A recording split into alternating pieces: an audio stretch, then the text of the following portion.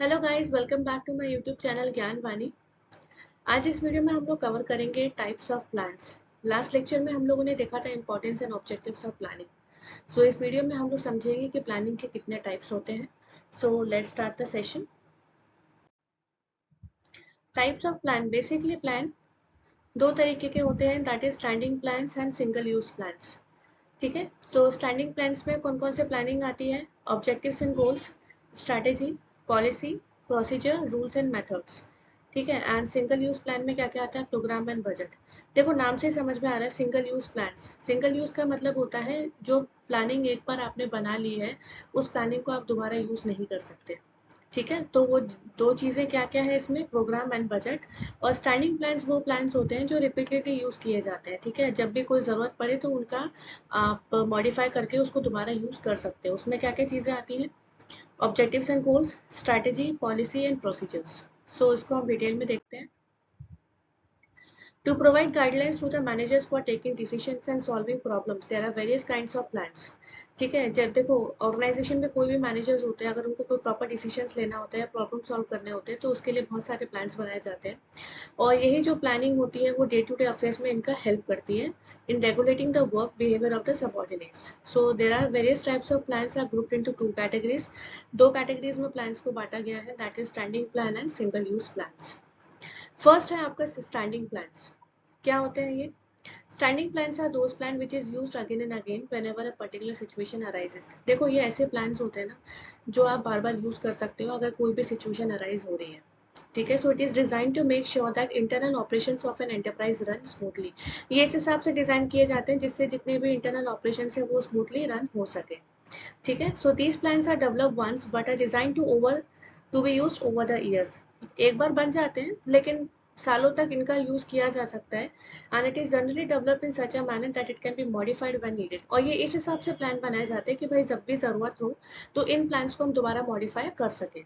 ठीक है, and these plans are also known as multiple use plans और repeated use plans. देखो ये एक बार प्लान बन जाता है, भले सालों तक इन प्लानिंग का यूज किया जाता है, बट अगर ये प्लान इस हिसाब से बनाए जाते हैं कि जब भी ज़रूरत पड़े तो इनको हम इन्हीं प्लान्स को हम लोग रिपीटेड यूज़ कर सकें या फिर मॉडिफाई कर सकें जब भी ज़रूरत पड़े। ठीक है, so these plans are generally prepared by top level managers.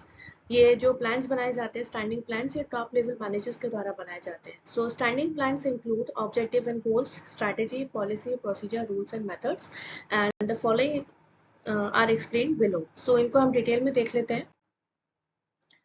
ठीक है, सबसे पहले क्या है? Objectives and goals. Both goals and objective can be defined as statement that reflect the end towards which the organisation is aiming to achieve.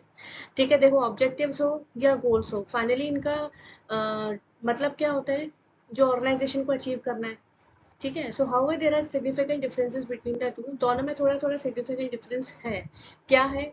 एक goal is a short statement of the design outcome to be accomplished over a long time frame. देखो देखो एक गोल जो है बोलने में छोटा लगता है, लेकिन बेसिकली जो लॉन्ग टर्म विजन पर्पस के हिसाब से जो चीजें यूज की जाती है उसमें हम लोग गोल का यूज करते हैं। ठीक है, जो लॉन्ग टाइम फ्रेम के लिए यूज किया जाता है।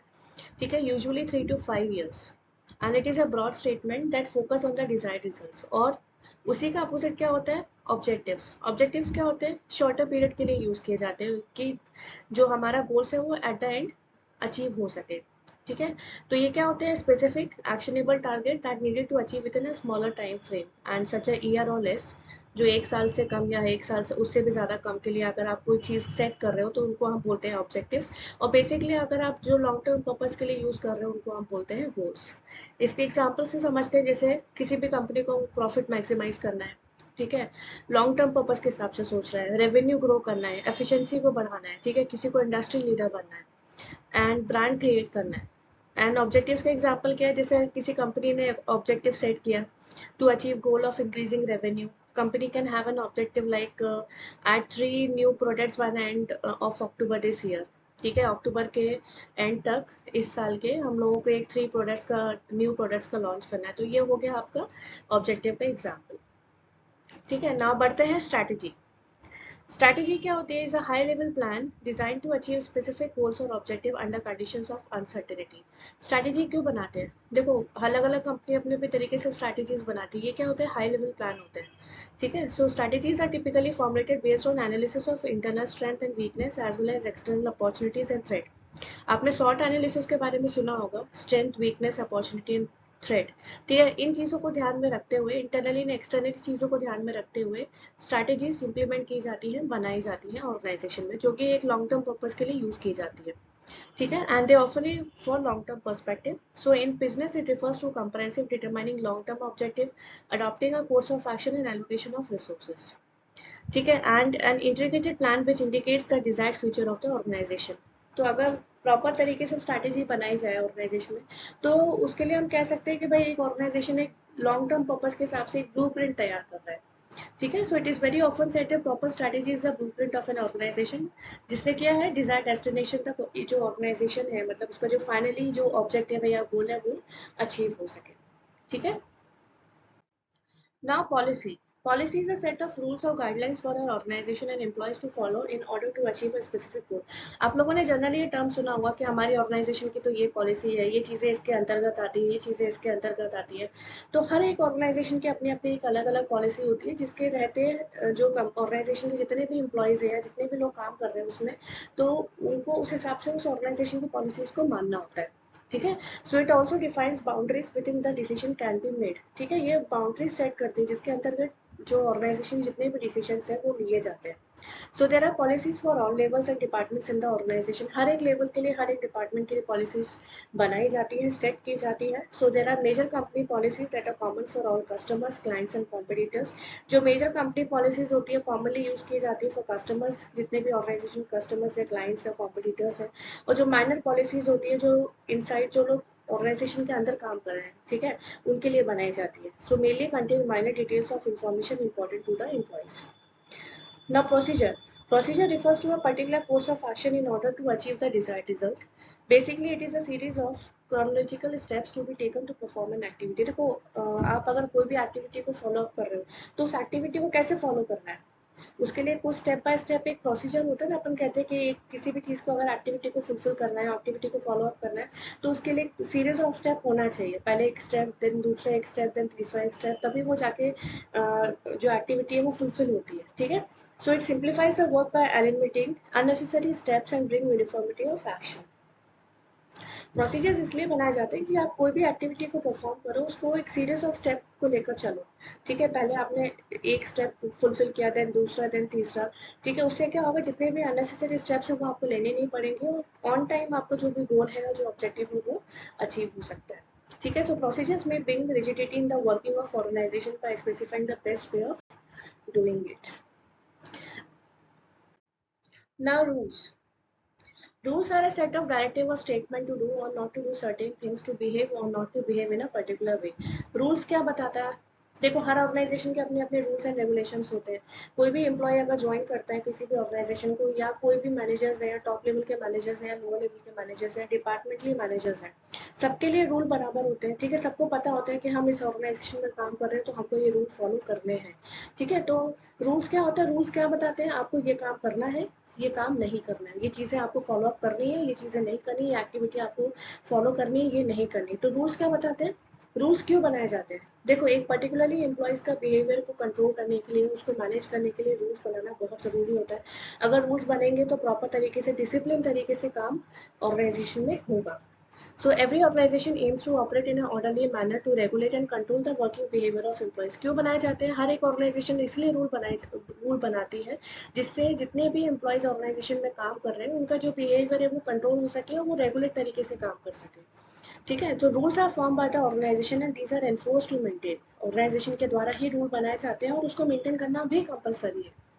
It aims to maintain discipline and thereby helps to improve efficiency. अगर प्रॉपर तरीके से रूल्स एंड रेगुलेशंस को फॉलो अप किया जाएगा एम्प्लॉयज के द्वारा किसी भी ऑर्गेनाइजेशन में, तो उससे क्या होगा, डिसिप्लिन मेंटेन होगा, एफिशिएंसी बढ़ेगी।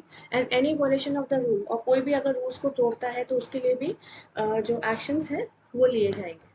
ठीक है, मेथड क्या होता है? Method of formalise techniques and standard way of doing repeated and routine jobs. It prescribes the manner of doing the task. ये एक तरीका बताता है कि भाई आपको टास्क कैसे कंप्लीट करना है। देखो, डिफरेंट डिफरेंट मेथड्स आप यूज करोगे ऑर्गेनाइजेशन में, तो उससे एम्प्लॉइज क्या होंगे, कंफ्यूज होंगे। तो एक प्रॉपर सेट ऑफ मेथड होना चाहिए किसी भी काम को करने के लिए। ठीक है, so they also provide detail guidance for the day to day activities and are helpful in the use of procedure with minimum expenditure of time, effort and money. अगर देखो किसी भी एम्प्लॉय को अगर एक प्रॉपर गाइडेंस मिलता है डे टू डे एक्टिविटीज़ को परफॉर्म करने के लिए, तो उससे क्या होता है, मिनिमम एक्सपेंडिचर ऑफ टाइम लगता है, एफर्ट लगते हैं, मनी लगता है, ठीक है। So the method specify the manner in which work can be perform effectively and efficiently. Method क्या बताता है कि भाई इस हिसाब से काम करो कि जो काम है वो एफिशिएंटली और इफेक्टिवली तरीके से किया जा सके। So it should be stated clearly and in precise terms to improve organization efficiency and bring a sense of order to the workplace. So it is a prescribed way in which one step of procedure is to be performed and specific techniques are used in a particular operation. तो overall method क्या बताता है, एक series of activity बताता है कि भाई आप इस मेथड को यूज करोगे, प्रॉपर तरीके से मेथड को यूज करोगे किसी भी ऑर्गेनाइजेशन में, तो जो भी काम है वो एफिशिएंटली एंड इफेक्टिवली तरीके से फुलफिल होगा और एट द एंड जो आपके गोल्स हैं, जो आपके ऑब्जेक्टिव्स हैं वो अचीव हो सकेंगे। ना बात करते हैं single use plans. Single use plans क्या होते हैं, मतलब जो एक बार बना लिए आपने, अगर जो प्लान्स बना लिए ऑर्गेनाइजेशन में, वो दोबारा उन प्लान्स का यूज नहीं किया जा सकता, ठीक है। तो single use plans are made to serve a specific objective, they cease to exist once such an objective is achieved. They are non-recurring and duration of this plan generally depends upon the types of project. And these plans are short lived and they have to formulated reformulated after every use. एक बार आपने plan बना लिया, उसको आप दोबारा use नहीं कर सकते। अगर आपको दोबारा प्लान बनाना है तो उसको, उसके लिए आपको दोबारा प्लान बनाना पड़ेगा, नया प्लान बनाना पड़ेगा, ठीक है। आप एक प्लान बनाने के बाद उसको रिपीटली उस प्लान को आप यूज नहीं कर सकते। So these plans include program and budget. For example जैसे हम लोग पढ़ लेते हैं, ये प्रोग्राम क्या है। Program are comprehensive plan designed to implement the policies, accomplish the objective by combining goals, task assignment, policies and resources. ठीक है, प्रोग्राम्स क्या होते हैं, ये एक तरीके का कंप्रहेंसिव प्लान होता है जिससे क्या पॉलिसीज इंप्लीमेंट हो सके, ठीक है, जिससे जो ऑब्जेक्टिव्स हैं वो आपके अचीव हो सके, आपका टास्क असाइनमेंट, पॉलिसीज, रिसोर्सेज, जितने भी इन सारी चीज़ों को मिला के एक कंप्रहेंसिव प्लान्स बनाए जाते हैं, उसी को हम कहते हैं programme. So they are usually single use plan indicating the steps to be taken, resources to be used and the period for completion of the task. इसमें क्या होता है, ये एक तरीके का सिंगल यूज प्लान है जिसमें प्रॉपर स्टेप्स लिए जाते हैं, रिसोर्सेज का कैसे यूज किया जाता है ये बताया जाता है, and the period for completion of task, कितने पीरियड में आप टास्क को कंप्लीट कर रहे हो। So it gives a step by step approach to guide the action necessary to reach a predetermined goal. आपके जो गोल्स हैं उनको अचीव करने के लिए ये स्टेप बाय स्टेप प्रोसीजर्स को गाइड करता है, ठीक है। Now budget. Budget is a financial plan that outlines expected revenues and expense over a specific period. देखो बजट से समझ में आ रहा है, ये फाइनेंशियली जो मॉनिटरी टर्म्स जो यूज की जाती है ऑर्गेनाइजेशन में, ये क्या है। अगर आप प्रॉपर तरीके से बजट बनाओगे तो ये एस्टिमेट लगा सकता है कि भाई आपके कितने रेवेन्यूज हैं, कितने एक्सपेंसेस हो रहे हैं over a specific period of time, चाहे वो मंथ हो, चाहे वो क्वार्टर हो, चाहे वो ईयर हो, ठीक है। So it serves a road map for managing money and making informed financial decisions. क्या होता है, ये देखो प्रॉपर तरीके से बजट होता है ना, बजट बनता है ऑर्गेनाइजेशन के अंदर, तो इसके हेल्प से एक रोड मैप तैयार होता है कि भाई हमें कितने फाइनेंशियल डिसीजंस लेने हैं और कितने किस हिसाब से हमें मनी को मैनेज करना है। So budget can be created for various purposes, ठीक है, डिफरेंट पर्पस के लिए बजट यूज किए जाते हैं, जैसे फॉर पर्सनल फाइनेंस, ठीक है, बिजनेस ऑपरेशंस, गवर्नमेंट स्पेंडिंग और प्रोजेक्ट मैनेजमेंट, ठीक है, कोई भी प्रोजेक्ट आ रहा है या कोई भी गवर्नमेंट से रिलेटेड कोई भी काम है, बिजनेस ऑपरेशंस है, तो उसके लिए एक एस्टिमेट तैयार किया जाता है कि भाई हमें over a period of time या मंथ के हिसाब से, ईयर के हिसाब से कितना बजट लगेगा, ठीक है, कितना एक्सपेंसेस होगा, कितना रेवेन्यू होगा, ठीक है। इससे क्या होता है, एक रोड मैप तैयार हो जाता है, ठीक है, जिस हिसाब से जो कंपनी के जो मैनेजर्स होते हैं वो मनी का मैनेजमेंट ठीक तरीके से कर सकते हैं और उनको ये पता चल सकता है कि फाइनेंशियली हमें किस हिसाब से अब डिसीजंस लेने हैं, ठीक है। तो ये तो टाइप्स ऑफ प्लानिंग जिसमें हमने पढ़ा single use and standing plan क्या होते हैं, ठीक है। तो ये आज ये यही कंप्लीट होता है types of planning. Next video में मैं आपको करवाऊंगी प्रोसेस ऑफ प्लानिंग। तो अगर आपको ये वीडियो पसंद आया तो प्लीज़ इसे लाइक शेयर सब्सक्राइब जरूर करें। Thank you.